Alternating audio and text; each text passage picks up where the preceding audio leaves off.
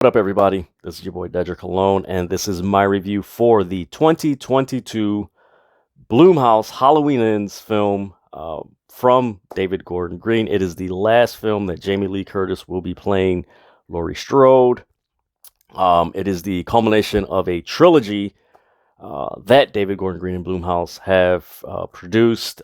It is the continuation of the 1978 original Halloween film from John Carpenter. Like, share, comment, subscribe. Hey, give a notification so that way you're notified when Dedrian 180 drops his latest content. That is me, moi. But yeah, this film, it's got a lot of people talking. There is a split reception to this. Some people think it's the worst film ever. Other people think it's, a great film. And for me, I really enjoyed it, but I also can see why some people didn't particularly care for it. I think one thing that, because I've watched this film twice, but I think one thing that kind of hurt this film, and of course, as far as the story and everything, that's subjective and everything. Like all forms of entertainment, it's subjective. But I think one thing that subtly hurt this film was that it came out right before the Netflix released the Jeffrey Dahmer uh, series. That people were just like, "Oh my god, this is crazy! Oh my god, it's disgusting." And I think that kind of hurt this film because maybe some people went into this film thinking that it was going to be just as intense as Halloween Kills, and Michael Myers was just going to be just savage. And I think one thing that doesn't get talked about a lot in this film is more the age of the characters in the film, particularly Laurie Strode and Michael Myers. If you go back in 1978, when Halloween was released, Michael Myers in the story was 21 years old when he broke out of Smith's Smith Grove's psychiatric ward or what have you, and when he started stalking Haddonfield. Mind you, Michael Myers was 21 years old in 1978. It is 2022. In this film, Michael Myers is 65 years old. I'm going to repeat that. Michael Myers is 65 years old in this film.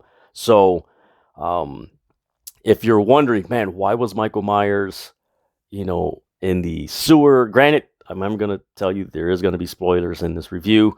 This film is 4 years after Halloween Kills, so there is a jump.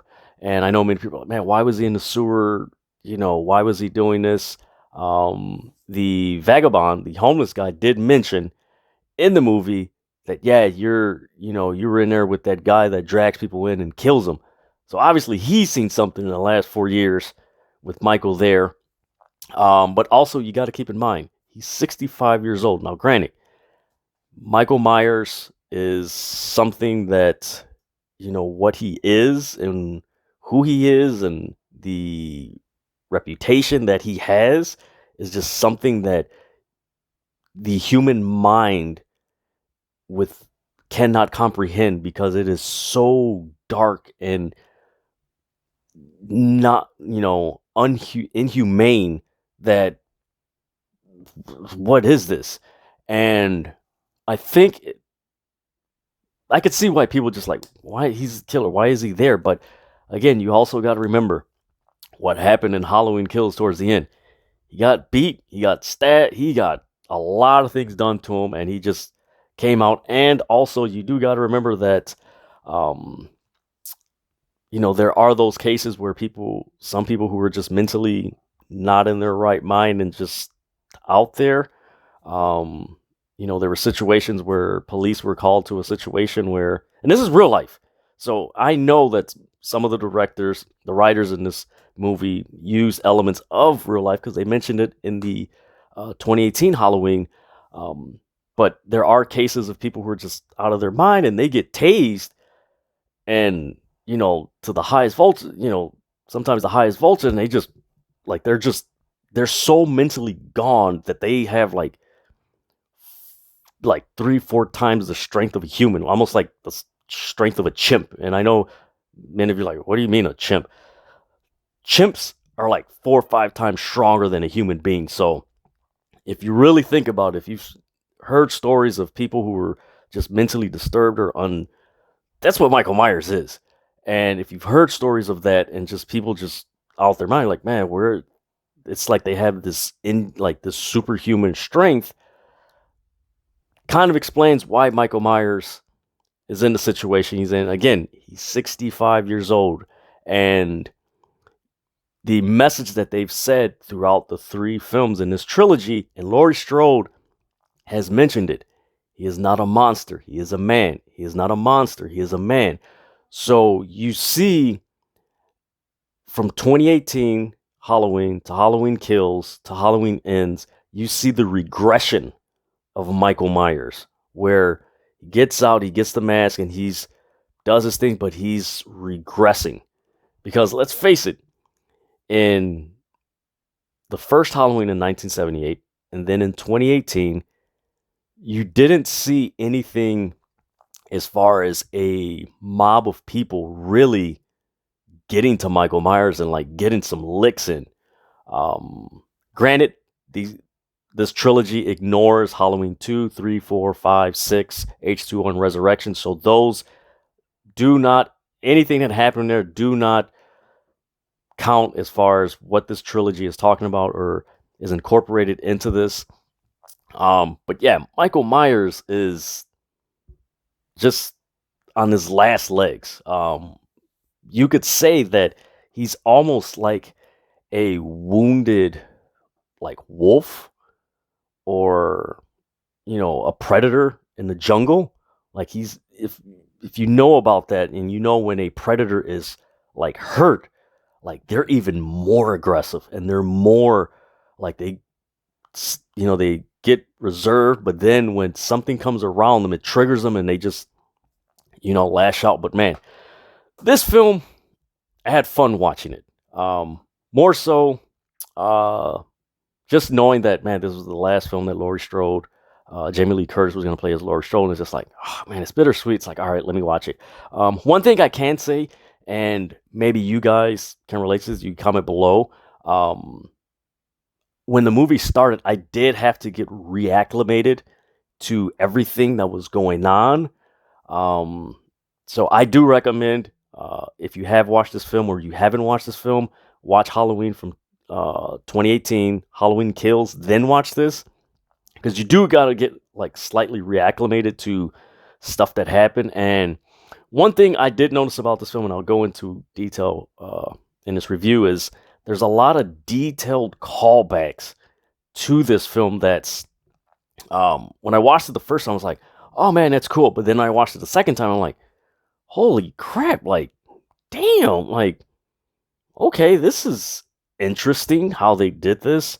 So yeah, it's a lot. I do recommend if you watch it the first time, and I know some people are like, I'm not watching it again, 5 minutes, it was boring. I can see that. Again, the most polarizing character in Halloween Ends is the character of Corey Cunning. I know a lot of people were not happy that you saw more of him than Michael Myers. This dynamic between Corey and Michael Myers, man, Corey Cunningham, and I'll get into the elements that they kind of drew from other films. Maybe they did, maybe they didn't intend to, but it did come across. Corey Cunningham, his relationship with Allison, Laurie Strode's daughter, it's kind of eerily similar to Mark Wahlberg's character in 1996 Fear, and how after a while he was like, if you don't want her with anyone, then she's not going to be with anybody else. Like, just that, like, that's how far he went. He had some similarities to the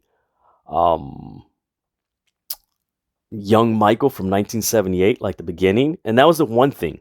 The callback to the 1978 film to this one. In the 1978,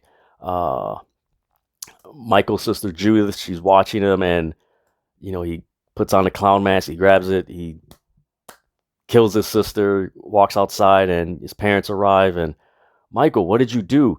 And in this film, it's almost like it was a reverse, where it was the adult that accidentally killed the child, and the parents arrive and they see the child, and they look up and they see the adult. And it was almost like they reversed, and I was like, yo, that's a pretty interesting callback to that. Which, once that happened, then it was like, okay, we're probably going to, you kind of get the feeling like, okay, there's going to be a copycat or what have you. So you had that. The other callbacks in this film, the Corey and Dr. Sartan from the Halloween 2018 film. Now, here's something that I know a lot of people didn't care too much for. Was like, okay, he's either new Michael or what have you. And the reason why I say he's in this, like, Corey takes different shapes as he progresses. Like, he's a young, like, he is a teenage version of what Michael Myers was as a kid in 1978 when the movie first starts. And then as he progresses, he's like a little bit of Mark Wahlberg's character from Fear 1996. And then as you get like in the film, he just becomes like a hybrid of like Michael Myers and Dr. Sartan from 2018's Halloween. And the reason why I use Dr. Sartan from 2018 is if you go back and watch that film, he wanted to release Michael, and he wanted to like comatose him or have you and take the mask because he wanted to know what did it feel like to kill. And one of the quotes that Corey told Michael when he was in the sewer, and he eventually, he killed the cops. And I get into the people that Michael, or the deaths in this movie. He's looking at, hey, what is it? Teach me how to do it. And it was like, wait a minute, what? And both characters wanted to know what was the power that Michael had. And mind you, you have to keep in mind that Michael Myers, the character, has had this presence, this like just this overwhelming fear of a town. Like, you got to think about that. Like, every aspect of Haddonfield is consumed by Michael Myers and the threat of Michael Myers and the unexpected appearance of Michael Myers. Like, oh my God, we found this person dead, or oh my God, this, like, is Michael Myers back? And you just align that, and it was just like, wow, this is really interesting. He, as the movie went along, like, he really became more of Dr. Sartan, where, Dr. Sartan just snapped and he, stabbed a cop, and he, he kidnapped Michael, and he kidnapped Allison, and, he's talking, and Michael kills the cops in the 2018 Halloween, and then eventually he kills him, which winds up happening to Corey.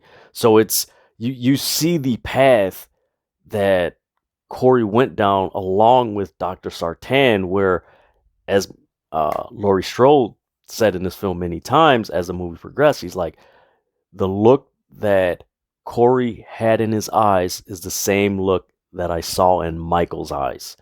And we also got to remember, in this film, according to the 1978 film, and Dr. Loomis in the character in the movie, he said he was the personification of evil. Like, there was no good or evil or rudimentary sense of, morals or anything, just the darkest eyes, the blackest eyes, the devil's eyes. And you just see Corey be consumed by this power that in its essence is just evil, and just how it consumes him, and it turns him into the person that nobody recognizes. And Mr. Allen, who was the father of Jeremy, who died at the hands of Corey. He mentions it in the bar where Lori and him meet, and he's like, yeah, he was a good kid.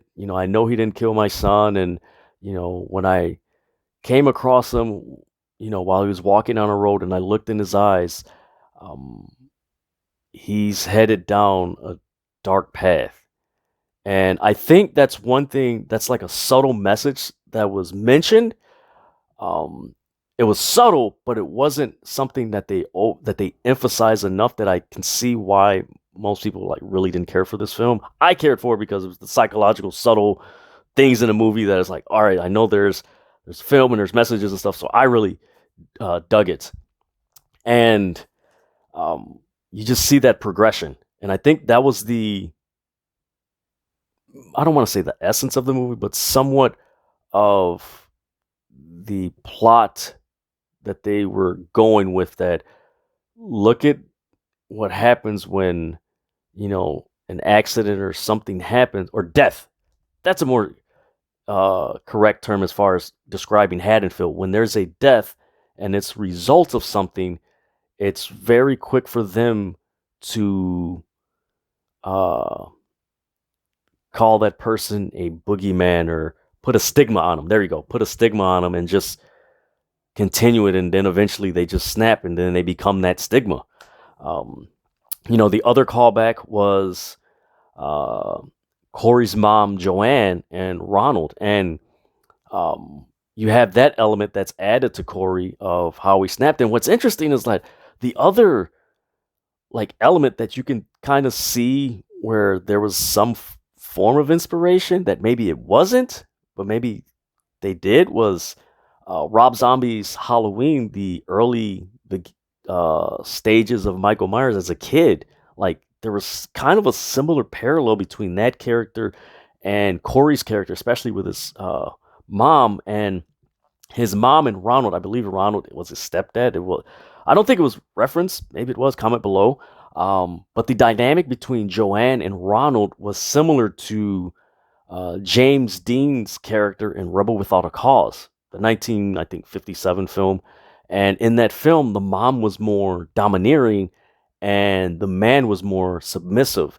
And one of the most impactful lines in this film is there's a point in the film where Corey, his mom screaming at him and kicks him out and all this other stuff. And he looks at Ron and Ron looks at him. He's like, man, I hope you find love. And man, that like, wow, man, that really, because throughout this whole film, you see uh, Corey, and this is something that this movie touches on, and actually the last two films, a part of this trilogy, really touch on. And it's a lot of social commentary.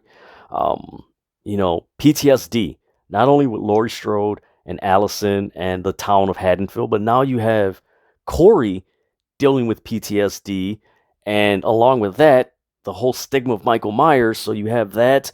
Then he's bullied by a group of high school kids, chastised, and you know, adults are looking at him like, "Oh, you're the child killer. This." He, um, he was confronted by Miss Allen, Jeremy's mom, at a bar, and she's like, "It wasn't no accident. You did it.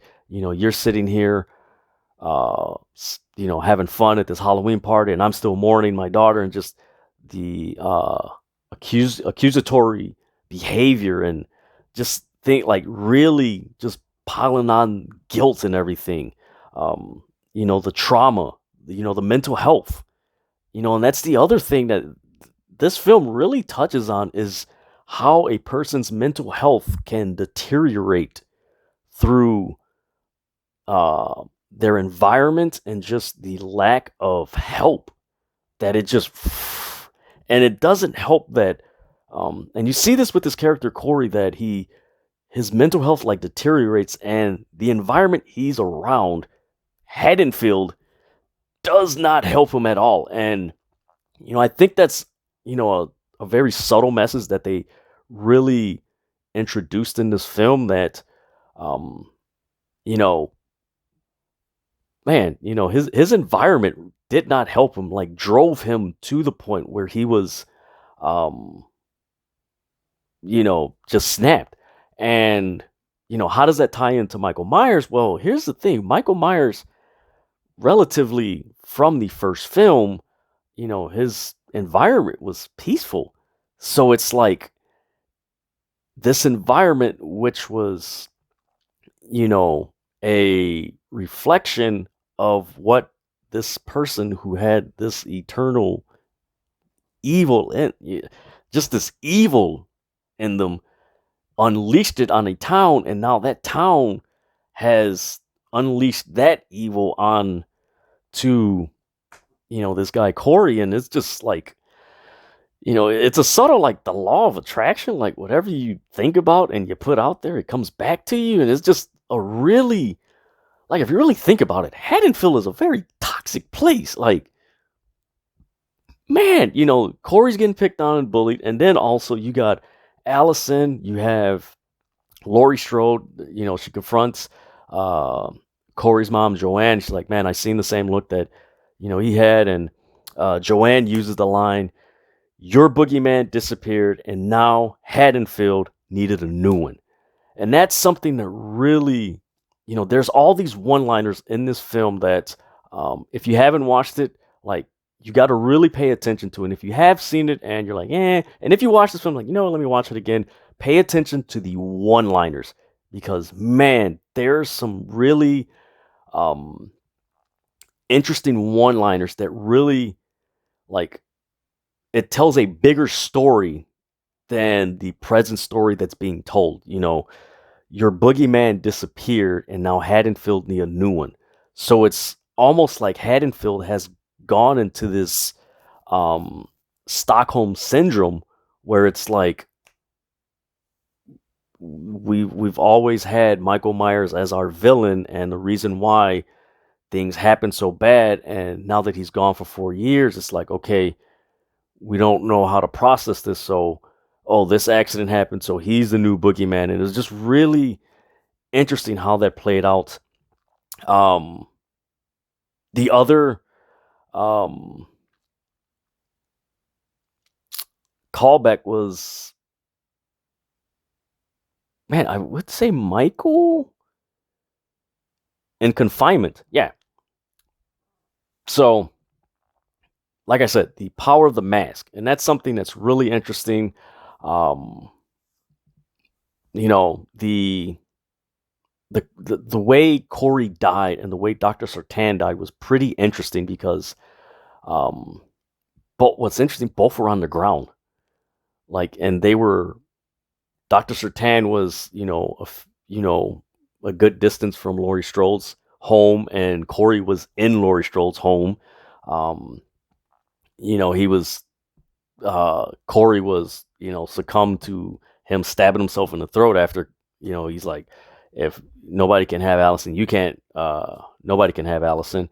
The doctor was on the ground, and, Michael Myers stomped him on the head, and like literally he stomped his brains in, and Corey, he snapped his neck, and it's just like, wow. And just that callback, it was just crazy. The characters in this film, Laurie Strode, Allison, they were basically throughout this film, and the way they presented, they were in the process of healing, reflecting, but there was still like this little bit of like, there wasn't closure. Like, they were close, but it was like, man, we're not there yet.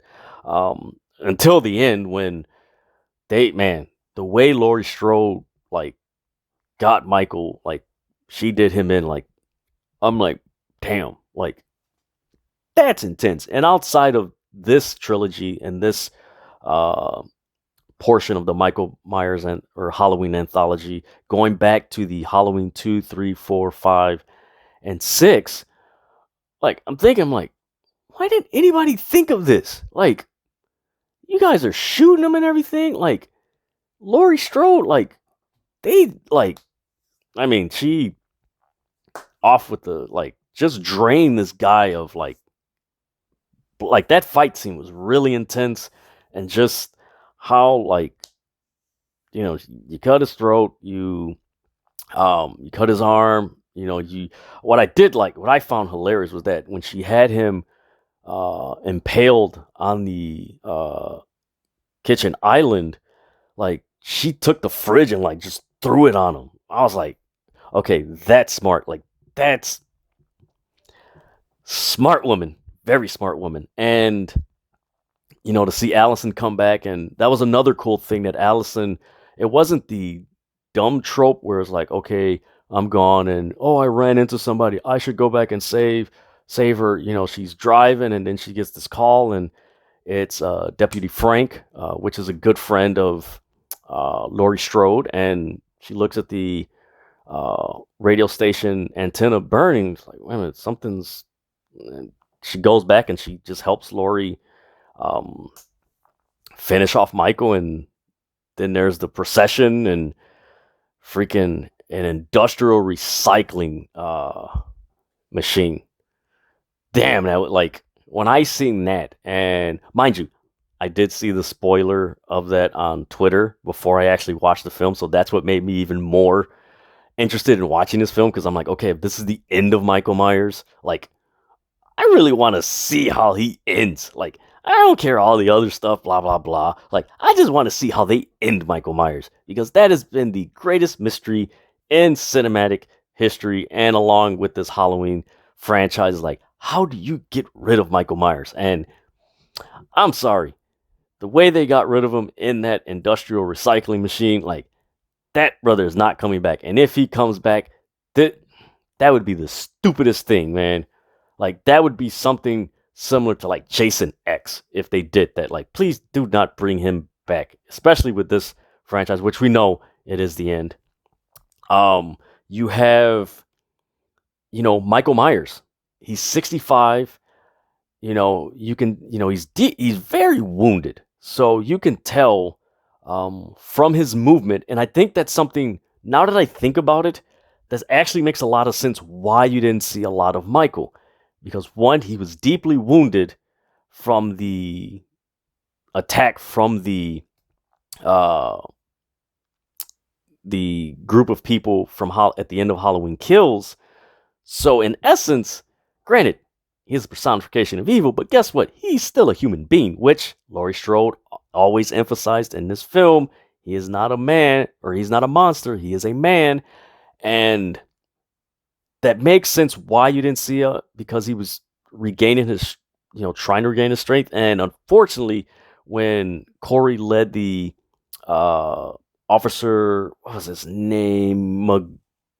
Mulaney, Officer Mulaney, into the sewer, and he stabs him, and Corey holds him up, and it seems like the more Michael Myers killed, the more he got his strength. And that's something that I believe it was briefly mentioned in Halloween 2018, that the more he kills, the more he grows.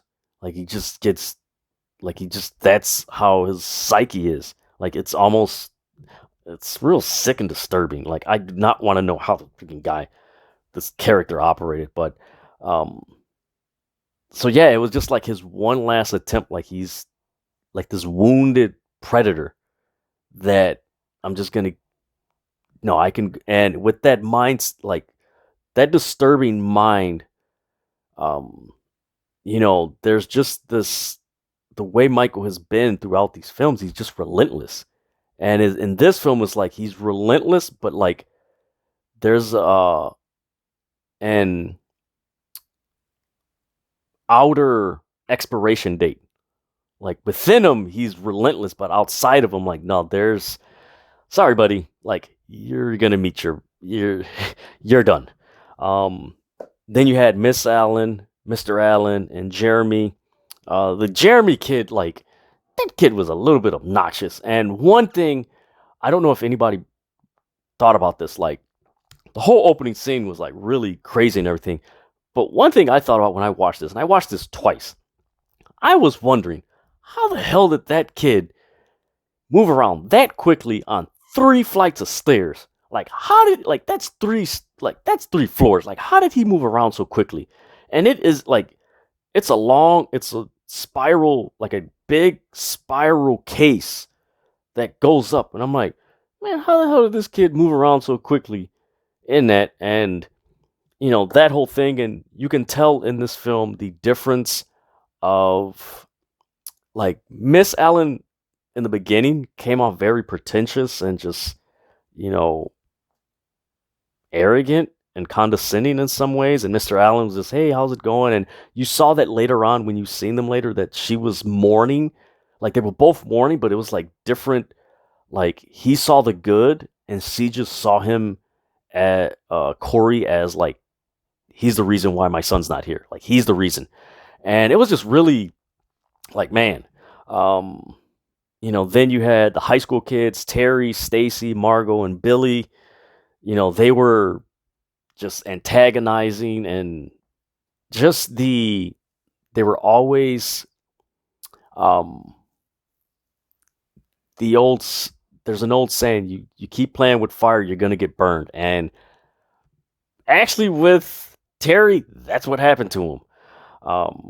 And yeah, they were just very you could tell Terry was the leader, and like you could tell them a few times like, hey, stop and everything, but it was like they were a group, but they were only a group because of Terry, and they followed him.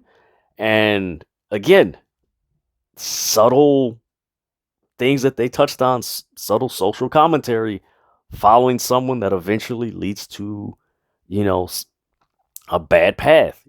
Corey following Michael Myers into a bad path. Haddonfield following their trauma into a bad path.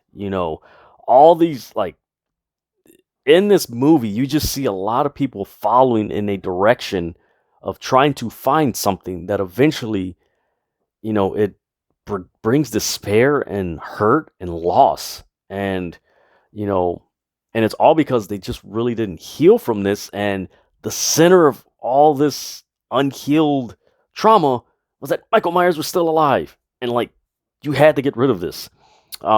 Now the deaths in this movie, like I mentioned, you had Jeremy, which was accidental, and then like the way these deaths occurred in this movie, like there was like they were telling another story with this, which is something that I know many of you who watched it are like, man, you're going really in depth in this, and if I am, okay. Maybe I am, but not too in depth. Like, okay, this is like the way David Gordon Green and the way they've told the past two stories in Halloween Kills and Halloween 2018. Like, they do have these subtle messages as far as where things are going. Like, you had Jeremy, that was an accidental death. You had the homeless man, which he confronted Corey outside of the sewer after Michael Myers choked him, and that was another thing. People were like, why did Michael Myers choke him? And like, he let him go. Here's the thing. Crazy recognizes crazy. And when Corey, by that time, Michael saw where, like, he seen, like, throughout this film series from 1978's Halloween, 2018's Halloween, and Halloween Kills, the only people that Michael didn't, like, attack were the people within the mental institution that he was in. And that was the path that Corey was going on. So when he looked at him and you seen just the images, and Corey was reflecting on all the stuff that was happening to him and everything, like, he snapped. And again, whatever you feed grows, and Corey was feeding that obsession of power and, I want revenge and this, and you combine that with the freaking presence of Michael Myers, and it was a combustible element that he snapped. So with the homeless man, Corey's getting confronted by him, and it was almost like he, in a way, you can say that he was protecting himself, but in another way, it was like he wanted to do it. And once he did, it's like, oh, I got power over people. And it just, like, it snapped on him. Then you had Officer Mulaney, which, in a way, that was his own fault. Like, he did not have to follow this guy, but because of him being called out at the restaurant when Corey and Allison were dining, and he's trying to intimidate him and all this, and he followed, like, he didn't have to follow him. And again, like I said, that's what this common theme in this movie is. People following down paths that eventually brings despair and loss. And Officer Mulaney lost his life. Then you had Dr. Mathis and Nurse Deb. They're at home. And this is where, again, you had accidental. You had something that was, accidental with Jeremy. You had something that was you're protecting your self-protection with the homeless man. Then you have Officer Mulaney, which is, he shouldn't have been there. Now you go from that, which are three different types of, deaths that happen. And then now you get stuff that's premeditated. So now you go from the transition of okay, this is accidental and, protective, and, the Officer Mulaney death was more of a transition from, okay, Mulaney shouldn't have been there, but Corey, like, set him up to get killed by Michael. So now it's like, okay, it goes from, you shouldn't have been following him to he used it as an opportunity to be premeditative. So now you transition from accidental protective to premeditative. And once it's in that realm, the crazy is in, like, things just got crazy. So you had Dr. Matthias and Nurse Deb. Those deaths, like, really were interesting. But also it's weird to say why he would kill them. Or anything, just premeditated. Of course, they were co-workers with Allison, and of course, Allison, got passed over for promotion, and just that whole thing, and how the doctor treated Allison, and Corey went there and he's seen how everything was. So again, he's premeditative, and Corey isn't so innocent when these two die, because he's premeditated. And here's the thing, as he's premeditating to kill them, Michael Myers is following him. So you have that Michael kills Nurse Deb, and Corey sees it, and he's like, uh-oh. And like the way Michael Myers, like, this crazy mentality grew, like Corey's obsession grew. Then you had the high school kids, that was premeditated, and then unfortunately, the one out of all these deaths in the film, Jeremy's was an accident, and then the other one was Ron, Corey's stepdad. Like that, like when that happened, it was like, oh man, like he was trying to help the kids, and when he came across Corey in the Michael Myers mask and he took it off, he's just like it was disbelief, and like, his heart broke, like, oh man, like you can tell early on in the movie he saw the good in him, and he had a dirt bike, and he's like, hey, don't tell your mom or anything. Like, you could tell he really looked out for him. And as he sees that, he sees Terry, like, oh, I got you, and the kid freaks out, and he accidentally shoots Ronald, and that was disappointing. And then, as you've seen with the high school kids, like, the deaths got more graphic, and that's as he's snapping. And by this time, that's when Laurie is like, no, the look that I seen in his eyes, the same look I see in his eyes. There's a point, another callback is when Laurie's looking outside, and she sees Corey looking at her the same way Michael did in 1978 with the mask by the bed sheets. And she looks, and she goes down, and he's not there, and he scares her and everything. And that's by this time when the high school kids and all that stuff. Then you had Joanne, his mom.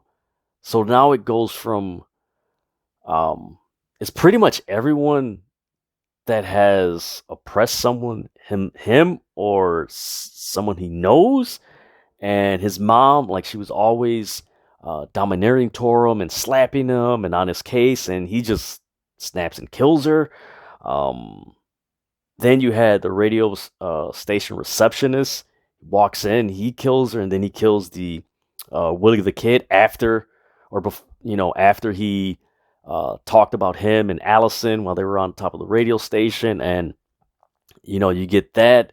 So it's like Corey is on this path of like revenge, like relentless revenge, and as he's on this path, that's when Michael is again what Corey is becoming is what Michael has always followed, which is evil. Michael Myers always followed the evil within him, and now that evil is in someone else, and now he's following it. Pretty interesting way that they did this. Then, of course, after Willie the Kid, you had Corey, who again looked at Laurie Strode and, hey, if I can't have her, no one can. And he stabs himself to make it look like Laurie stabbed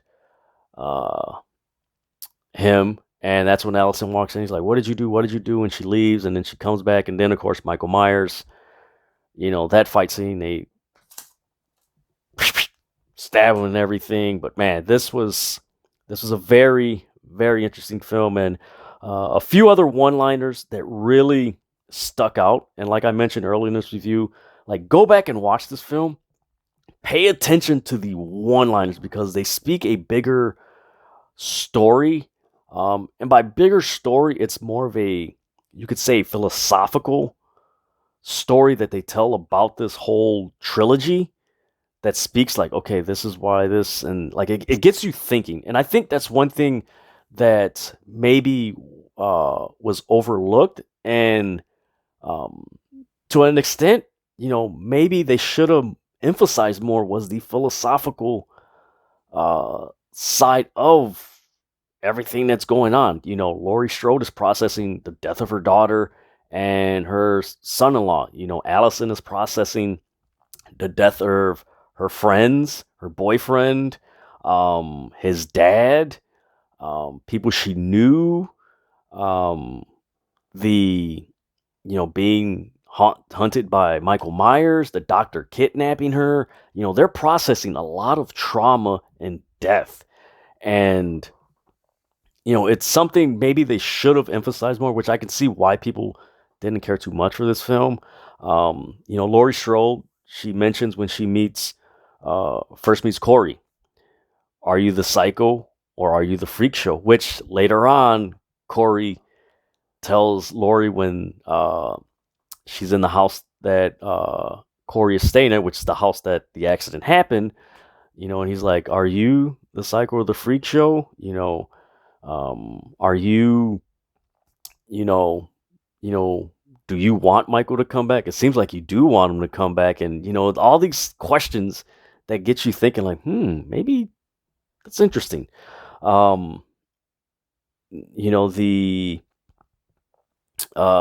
Miss Allen, it was an accident.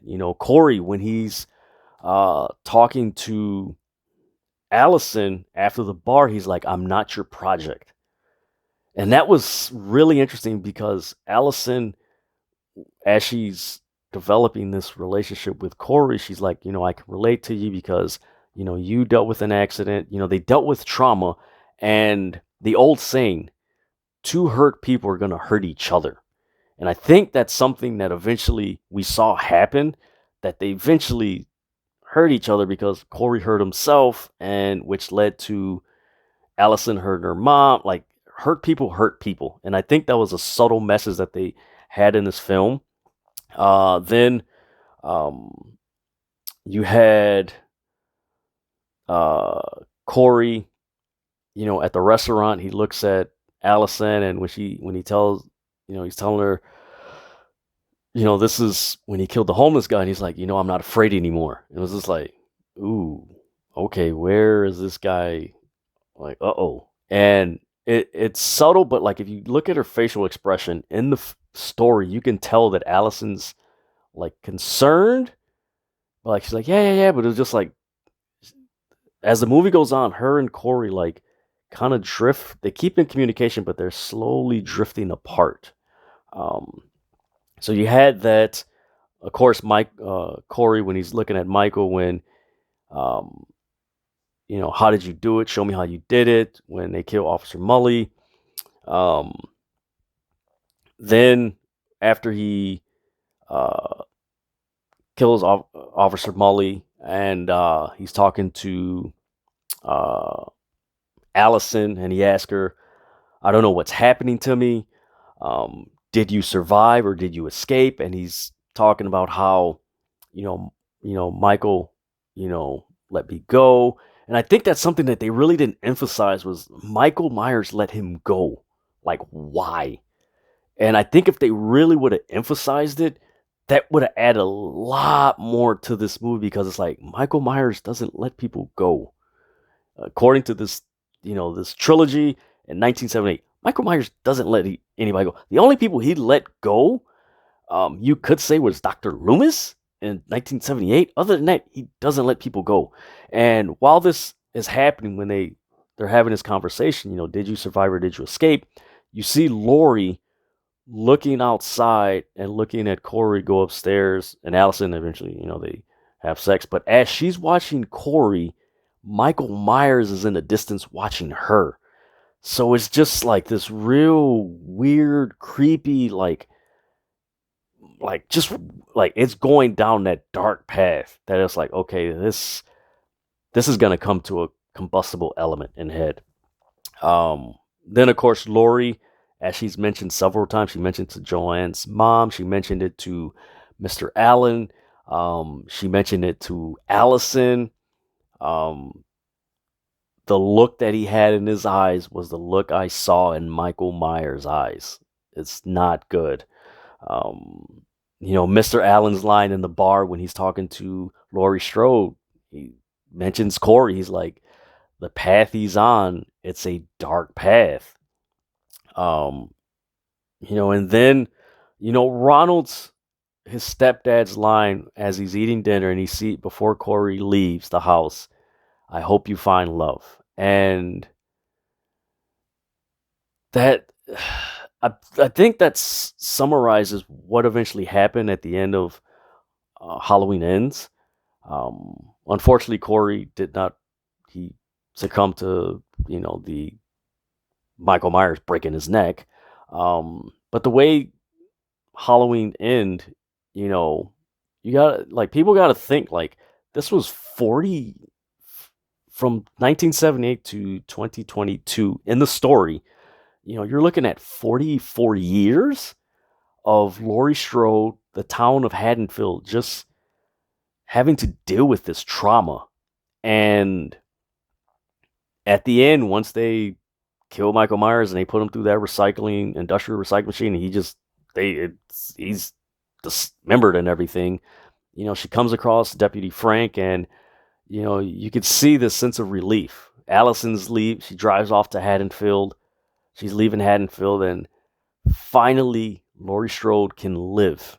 And you see her moments where she's has glimpses of being flirtatious with Frank and subtle and everything. And you got to remember, like when the events of Michael Myers happened, she was 18 years old. Laurie Strode was 18 years old. Now she's what, 60? If Michael Myers is 65, she's what, 62, 61, 62. So like all these years, like she really she hasn't had the opportunity to embrace and embrace love and just have a life without this shadow of Michael Myers. And granted, she had kids and everything, but again, they mentioned in 2018 divorce and the state coming in and taking the kids away and just that just very dysfunctional life. And that's the other thing. Like they don't now. Laurie Strode doesn't have to live in that dysfunction, and that's the thing about what this this trilogy really told subtly, which I wish they would have emphasized more, was just the dysfunction that this crazed, deranged, heartless, soulless serial killer brought on a town and the people. Just dysfunction, trauma, PTSD, anxiety, depression, just a lot of darkness to this town. And, it was a nice culmination. It was interesting how the movie ended with Laurie Strode and Frank sitting on the front porch talking.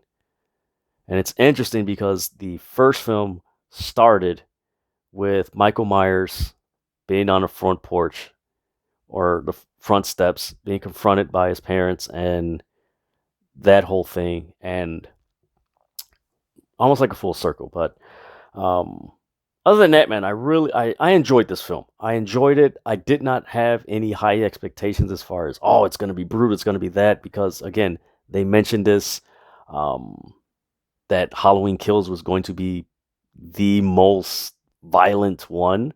And this was more of a, like I said, it was like the last, Michael Myers was on his last legs. And it's like he's 65 years old in the story, and that's it. Like, he got what he could, and just, like Laurie said in the movie, he is not a monster. He is a man. And they clearly expressed this in this film. So, other than that, man, this was a cool film. I am going to go back and watch 1978's Halloween, 2018's Halloween, Halloween Kills, and then this one. But I do recommend that for you guys. Because again, like I said earlier in this review, like when I first started watching the film, I had to get reacclimated with the characters, the town, things that happen to people. Like, oh, okay, I remember. Okay, this is this. So, I do recommend you watch it, Halloween Kills, before you watch this film, to give you, to freshen up what happens. But yeah, man, this, as a fan of Halloween, I liked it. I like this Halloween better than Halloween 6, which went into the stupid cult and that whole thing, and didn't care too much for that, or Resurrection.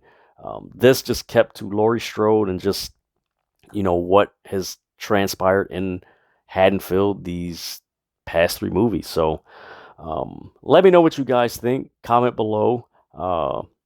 Like, share, comment, subscribe to Dedrian 180 YouTube channel. I'm going to put more content on this channel, as I love movies. Besides wrestling with the House of Wrestling, also follow that, House of Wrestling. But man, I just love movies. But man, this is my review for the 2022 Halloween Ends movie. Let me know what you guys thought of this movie. Comment below. Again, like I always say, whether it's pro wrestling, movies, entertainment, TV, all entertainment is subjective. So what I may like, you may not like, and what you like, I may not like. But guess what? It's not the end of the world. And again, everybody can like what they like. Just don't be a jerk or condescending. That's all. So with that, I'm out.